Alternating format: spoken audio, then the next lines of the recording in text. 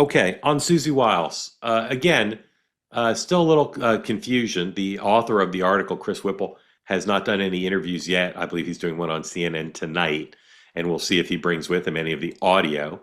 Susie Wiles went on Twitter today and said, denounced the story for being inaccurate, but didn't deny the quotes. And it appears, according to some reporting, that Whipple has audio.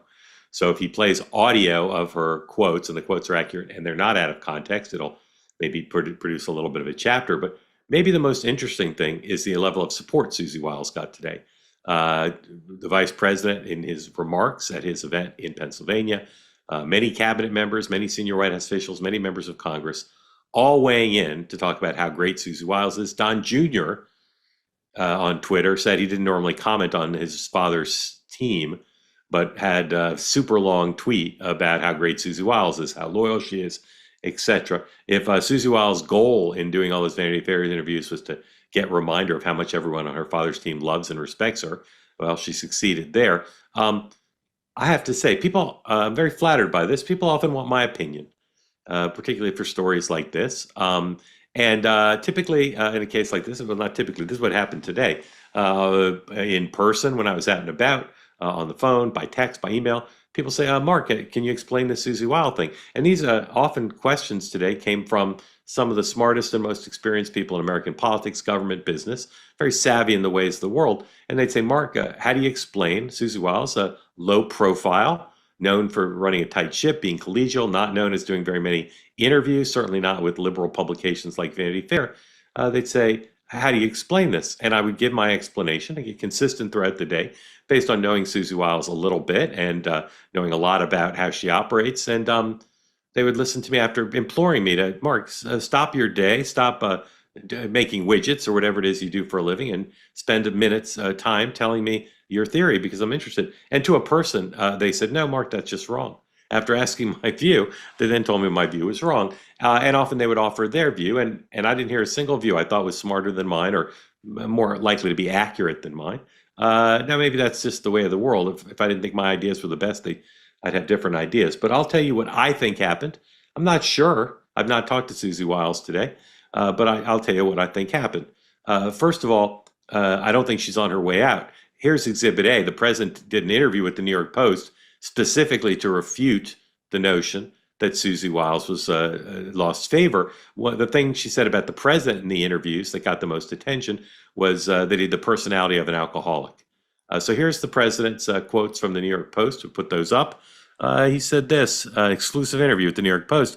President Trump defended Susie Wiles in an exclusive interview with the Post Tuesday, saying she was right to tell Vanity Fair that he has an, quote, alcoholic's personality, and that he has confidence in Wiles to continue in her role. In an afternoon phone call, Trump said that he wasn't offended by his subordinate's word choice. And he says in the interview here, no, she meant that, you see, I don't drink alcohol. So everybody knows that, but I've often said that if I did, I'd have a very good chance of being an alcoholic. I've said that many times about myself. I do. It's very possessive personality, Trump said. A teetotaler who has frequently cited the 1981 death of his older brother, Fred, at the age of 42, of an alcohol-induced heart attack as his main impetus for abstinence. I have to tell you, I have two people I know who are recovering alcoholics, both of whom have made the same point. And it's basically, and of course, you may or may not know, I shouldn't say, of course, Susie Wiles' father is the football legend and legendary announcer, Pat Summerall, who's passed away, who also had alcoholism. And so she's very familiar with this personality trait. She's not saying he drinks, she's saying he has the personality manifestations that people who are alcoholics tend to have. Like many of the things in these interviews that are considered controversial, they're not wrong. They're just not the kind of things you say openly. It's a very wide-ranging interview. And so again, my explanation.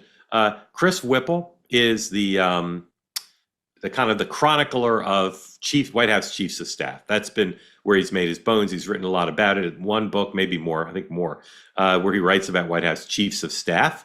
And I know that Susie Wiles has a great reverence for the responsibility of that office. Not that many people in American history have had the job. It's a very complicated job. Susie famously says she emphasizes the staff, not the chief. She's not Trump's boss. She's not Trump's taskmaster.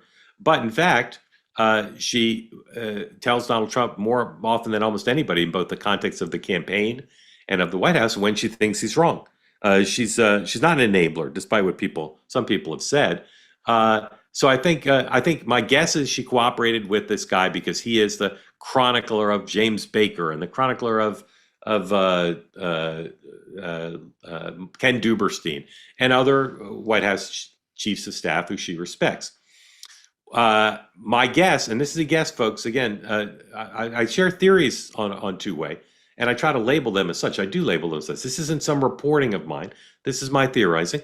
I think those interviews were not on the record. That's my guess, that she assumed they were off the record. Now, when I've offered that theory up to people today, they've said, well, if you're a pro, you can't assume off the record. Well, some people do, even savvy people. They do it with me. There are a lot of savvy people in Washington who know full well what off the record is, and that you cannot trust most reporters without a repetition, bookending anything you say. This is off the record. Say it. That was off the record. But some people trust certain reporters, and I think it's possible Susie Wiles trusted him. As to the question of whether this is Susie sending a signal that she's going to quit, or Susie's been on thin ice with Donald Trump, and she's sort of using this as a pretext, so when he fires her, she can blame it on the interview rather than the real reason.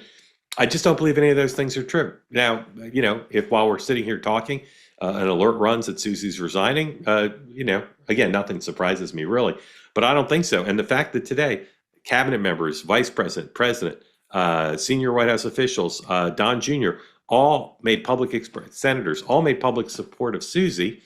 I just don't think that's what they'd be doing if the word was around that she was headed out the door, either by her own choice or by the president's wishes. So still some mystery here.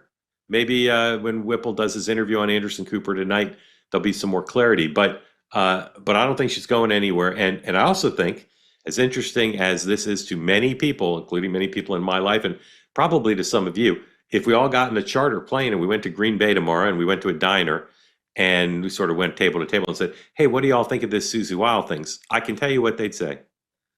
They wouldn't have any idea what the Susie Wiles thing is. So that's that. If you want to know my level of interest in this, not that high. I know a lot of you will think I should be interested. It doesn't have anything to do with the real lives of real people. There's lots of stories going on in the world that are more important. But I've had to spend a lot of my day on this. If you're looking for holiday gifts, look no further than Cozy Earth. They make the softest, best fitting of everything. They make great sheets and towels, blankets, the bubble cuddle blanket. You've heard me talk about it before. And great pants. The pants are award-winning. You heard me yesterday read a letter from one of our happy, satisfied customers about the front zippered pocket. Big fan of the front zippered pocket. Anyway, I'm saving amazing 40% off everything on the Cozy Earth website right now. Viscose made from bamboo, extraordinarily soft and comfortable. Everything, clothes, towels, sheets, blankets, etc. Go to CozyEarth.com, use the promo code TWOWAY for 40% off. And if you get the post-purchase survey, please tell them you heard about Cozy Earth here on TWOWAY Tonight. Again, give the gift of comfort that lasts beyond the holidays, carries into a cozy new year. CozyEarth.com, promo code TWOWAY. They say that something that's easy is like a walk in the park. Well, easier than a walk in the park, hit the subscribe button, be part of the TWOWAY community, never miss an episode, be part of our conversations. Thank you for your service to America. And don't forget, you can now listen to the morning meeting and TWOWAY Tonight on Apple, Spotify, or wherever you get your podcasts.